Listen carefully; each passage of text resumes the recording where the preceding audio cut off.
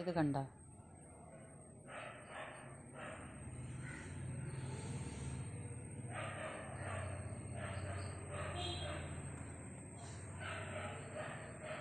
ഇരുമ്പ് തൂണിൽ കാച്ചിലിൻ്റെ വള്ളി ചുറ്റിപ്പടർന്ന് കയറിയിരിക്കുന്നതാണ്.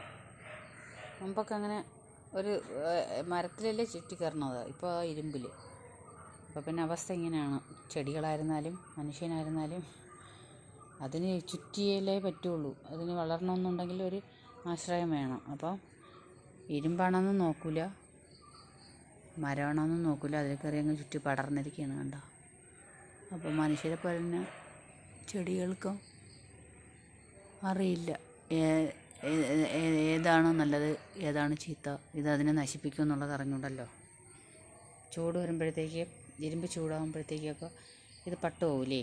അപ്പം മനുഷ്യൻ്റെ അവസ്ഥ പോലെ തന്നെ, ആളറിഞ്ഞൂടാതെ ഇടപെടുമ്പോഴും പെരുമാറുമ്പോഴും മനുഷ്യനും അറിയണില്ല, ചെടികളും അറിയണില്ല നാളെ നാശത്തിലോട്ട് പോവുകയാണോ എന്താണെന്ന്. കണ്ട കാച്ചിൽ വള്ളി ഇരുമ്പ് ഷീറ്റിൻ്റെ ഇരുമ്പാണ്. ഇതാ ഷീറ്റിട്ടേക്കുന്ന തൂണാണ്, ഇരുമ്പിൻ്റെ തൂണ്. അതിലോട്ട് പടർന്നങ്ങ് കയറിയിരിക്കുകയാണ് ഇതാ. അതുപോലെ നമുക്ക് മനുഷ്യരെ കുറ്റം പറയാൻ പറ്റില്ല. ചെടികൾക്ക് പോലും ഏതിൽ മറ്റും കൂട്ടുകൂടണം, അല്ലെങ്കിൽ ചുറ്റി പടരണം, അല്ലെങ്കിൽ വളരാൻ തടിയോ മരങ്ങളോ തന്നെ വേണമെന്നില്ല.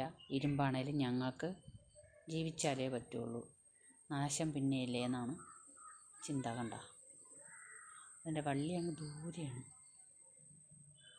കിടക്കുന്നത്.